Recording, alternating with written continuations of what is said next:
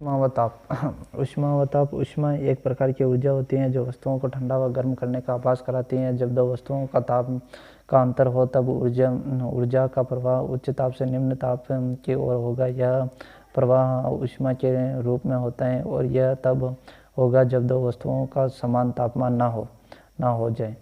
ऊष्मा की वह मात्रा जो निकाय से परिवेश ग्रहण करे तो उसे ऋणात्मक ऊष्मा कहते हैं।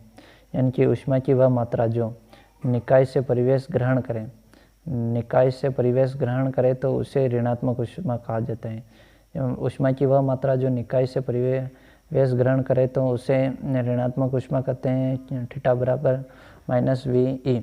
और जब ऊष्मा की वह मात्रा जो परिवेश से निकाय ग्रहण करे तो धनात्मक ऊष्मा थीटा बराबर +VE। यानी कि निकाय से परिवेश करे तो ऋणात्मक और परिवेश से निकाय करे तो धनात्मक। कार्य ऊष्मा का मात्रक एसआई मात्रक जूल, अंतर्राष्ट्रीय मात्रक कैलोरी। ऊष्मा का एसआई मात्रक क्या है? तो ऊष्मा का एसआई मात्रक जूल और अंतर्राष्ट्रीय मात्रक कैलोरी। नोट: एक कैलोरी में 4.2 जूल होता है। एक कैलोरी में 4.2 जूल होता है। एक कैलोरी में 4.2 जूल होता है और एक जूल में 1/4.2 कैलोरी होती है। एक जूल में 4.2 जूल होता है और एक जूल में 1/4.2 कैलोरी होते हैं। BTU British thermal unit. BTU British thermal unit 2.52 calorie. Thermal में BTU British thermal unit 2.52 calorie और एक therm 1 lakh calorie. Note: calorie को व्यवहारिक इकाई के नाम से जाना जाता है। कैलोरी को किस नाम से जाना जाता है? तो कैलोरी को व्यवहारिक इकाई के नाम से जाना जाता है। एक कैलोरी 1 ग्राम जल का तापमान 1 डिग्री सेल्सियस बढ़ाने के लिए आवश्यक ऊष्मा की मात्रा को 1 कैलोरी कहा जाता है।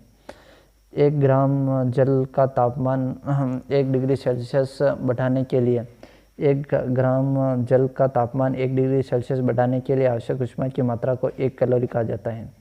1 ग्राम जल का तापमान 1 डिग्री सेल्सियस बढ़ाने के लिए आवश्यक ऊष्मा की मात्रा को 1 कैलोरी कहा जाता है। BTU की परिभाषा: 1 पौंड जल का तापमान 1 डिग्री से F बढ़ाने पर, यानी कि BTU की परिभाषा क्या है? तो 1 पौंड जल का ताप 1 F बढ़ाने के लिए आवश्यक ऊष्मा की मात्रा को ब्रिटिश थर्मल यूनिट कहते हैं।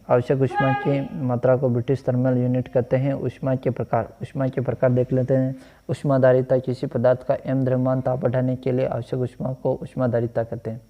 ऊष्माधारिता किसे कहते हैं? तो किसी पदार्थ का m द्रव्यमान ताप बढ़ाने के लिए आवश्यक ऊष्मा को ऊष्माधारिता कहते हैं। C बराबर थीटा बटा T जूल बटा केल्विन। यानी ऊष्माधारिता C बराबर जूल बटा केल्विन। बीमा ऐसा कोई नहीं पूछता है। बीमा ऊष्मा विशिष्ट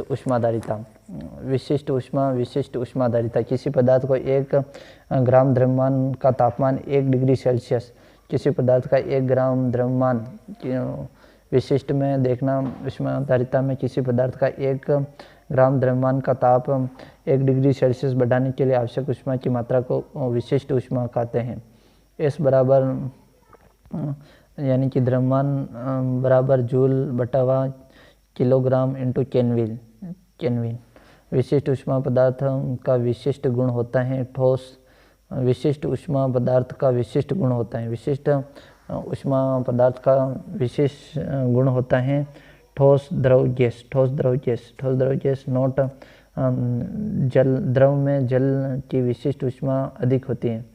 द्रव में जल की विशिष्ट ऊष्मा अधिक होती है। द्रव में जल की विशिष्ट ऊष्मा अधिक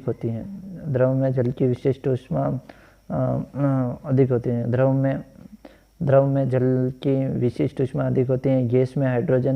गैस में विशिष्ट ऊष्मा अधिक होती है। हाइड्रोजन गैस में विशिष्ट ऊष्मा अधिक होती है और द्रव में जल की विशिष्ट ऊष्मा अधिक होती है।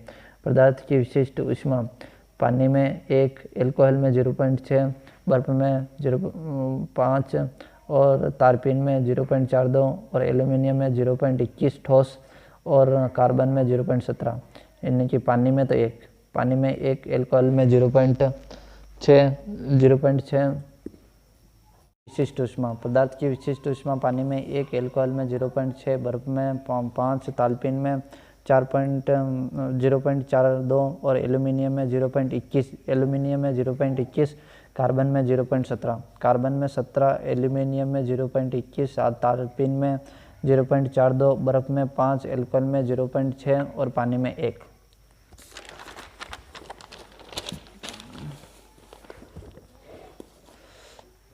गुप्त ऊष्मा। गुप्त ऊष्मा स्थिर ताप पर किसी वस्तु के इकाई द्रव्यमान की अवस्था परिवर्तन के लिए आवश्यक ऊष्मा गुप्त ऊष्मा कहलाती है। यानी कि गुप्त ऊष्मा किसे कहते हैं, तो स्थिर ताप पर किसी वस्तु के इकाई द्रव्यमान की अवस्था परिवर्तन, किसी स्थिर ताप पर स्थिर टेम्परेचर पर किसी वस्तु की इकाई द्रव्यमान की, स्थिर ताप पर किसी वस्तु के इकाई द्रव्यमान की अवस्था परिवर्तन के लिए आवश्यक ऊष्मा गुप्त ऊष्मा कहलाती है। द्रव स्थिर ताप और गैस द्रव वाष्प की गुप्त ऊष्मा θ/m गुणा C L विशिष्ट ऊष्मा। नोट, ये याद रखना, पानी के वाष्पन की ऊष्मा 539 कैलोरी होती है। पानी के वाष्पन की गुप्त ऊष्मा, पानी के वाष्पन की ऊष्मा कितनी होती है, तो 539 कैलोरी होती है। अब प्रश्न आ जाए 5 kg जल को वाष्प में बदलने के लिए आवश्यक गुप्त ऊष्मा कितनी है, तो ये मान से गुणा कर देना, यानी कि 539 × 5, ये याद रख लेना, ये याद नहीं रखो तो। गलन की गुप्त ऊष्मा, बर्फ़ के गलन की गुप्त ऊष्मा 80 कैलोरी होती है, और बर्फ़ आ जाए तो 80 से गुणा कर देना है। और भाप में ऊष्मा ज़्यादा होती है, यानी कि ऊष्मा किस में ज़्यादा होती है, तो भाप में ज़्यादा होती है। गलनांक वह ताप जिस पर ठोस वस्तु पिघलकर द्रव अवस्था में आ जाए। गलनांक क्वथनांक वह ताप जिस पर कोई द्रव उबलता है, यानी कि क्वथनांक वह ताप जिस पर कोई द्रव उबलता है। सबसे बड़ा तापमान का पैमाना रोमर है। सबसे बड़ा तापमान का पैमाना क्या है, सबसे बड़ा तापमान का पैमाना रोमर है। सबसे बड़ा तापमान का पैमाना रोमर है। सबसे छोटा तापमान का पैमाना फ़ारेनहाइट है। फ़ारेनहाइट सबसे छोटा और सबसे बड़ा रोमर सबसे बड़ा और फ़ारेनहाइट तापमान का सबसे छोटा। और परम शून्य, ये क्या, ओके, थैंक यू, हो गया सारा। फिजिक्स। बदलने का सूत्र, ताप बदलने का सूत्र क्या है, तो C/5 बराबर F.32/9, F.32/9 के ताप बढ़ाने के लिए सूत्र C + 273.5, 273.15 ने 20 डिग्री सेल्सियस को फ़ारेनहाइट में बदलना, यानी कि फ़ारेनहाइट में कैसे बदलते हैं, तो C/5 सूत्र लगाना बराबर F.32/9। तो पक्षांतरण किया तो 20/5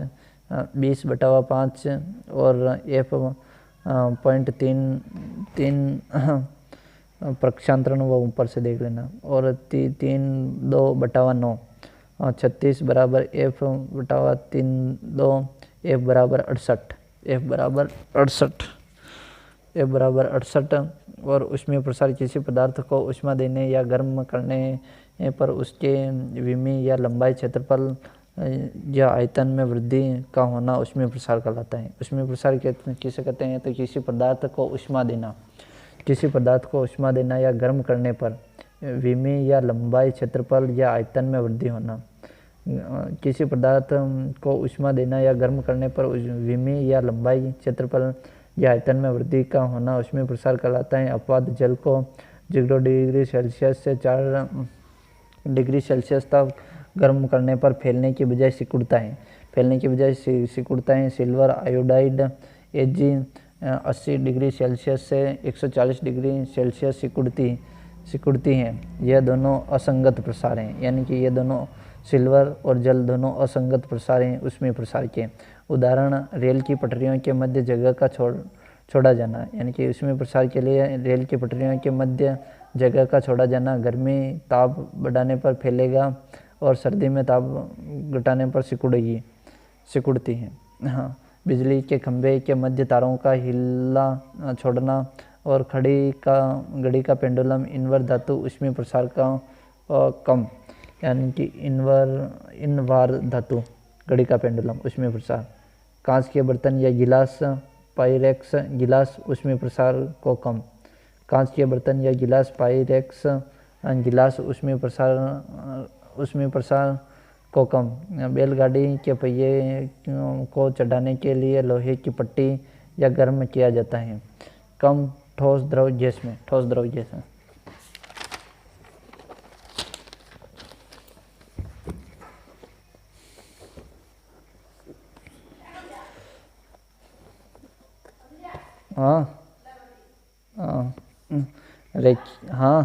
रेखीय क्षेत्रीय व आयतन का ऊष्मीय अनुपात 1:2:3। पहले रेखीय फिर क्षेत्रीय फिर आयतन का ऊष्मीय प्रसार कितना है, तो 1:2:3। रेखीय क्षेत्रीय आयतन ऊष्मीय अनुपात कितना है, तो 1:2:3। प्रकार रेखीय ऊष्मीय प्रसार जब किसी वस्तु को गर्म किया जाता है तो उसकी लंबाई में परिवर्तन होता है तो उसे रेखीय प्रसार कहलाते हैं। रेखीय प्रसार में लंबाई परिवर्तन होता है। लंबाई में परिवर्तन रेखीय ऊष्मीय प्रसार में लंबाई में परिवर्तन बटा प्रारंभिक लंबाई इंटू तापमान में परिवर्तन। और रेखीय क्षेत्रीय ऊष्मीय प्रसार जब किसी वस्तु को गर्म किया जाता है तो उसके क्षेत्रफल में हुआ परिवर्तन ऊष्मीय प्रसार कहलाता है। क्षेत्रीय ऊष्मीय प्रसार बराबर क्षेत्रफल में परिवर्तन बटा प्रारंभिक क्षेत्रफल इंटू ताप में परिवर्तन। आयतनिक ऊष्मीय प्रसार जब किसी वस्तु को गर्म करने पर उसके आयतन में हुआ परिवर्तन आयतन में परिवर्तन बटा प्रारंभिक आयतन इंटू तापमान में परिवर्तन। जल का असंगत प्रसार जल का न्यूनतम आयतन 4 डिग्री सेल्सियस, जल का अधिकतम घनत्व 4 डिग्री सेल्सियस। जल का न्यूनतम आयतन कितना होता है, तो जल का न्यूनतम आयतन 4 डिग्री सेल्सियस और जल का अधिकतम घनत्व 4 डिग्री सेल्सियस। और ये देख लेना, जब जल का आयतन 4 डिग्री सेल्सियस तब 0 से 10 डिग्री सेल्सियस गर्म करने पर पहले आयतन घटेगा फिर बढ़ेगा। 0 से 10 डिग्री सेल्सियस गर्म करने पर आयतन घटेगा, यानी कि जल को 0 से 10 डिग्री सेल्सियस गर्म करने पर आयतन घटेगा फिर बढ़ेगा। 10 डिग्री सेल्सियस से 0 ठंडा करने पर पहला आयतन बढ़ेगा पहले घटेगा फिर बढ़ेगा।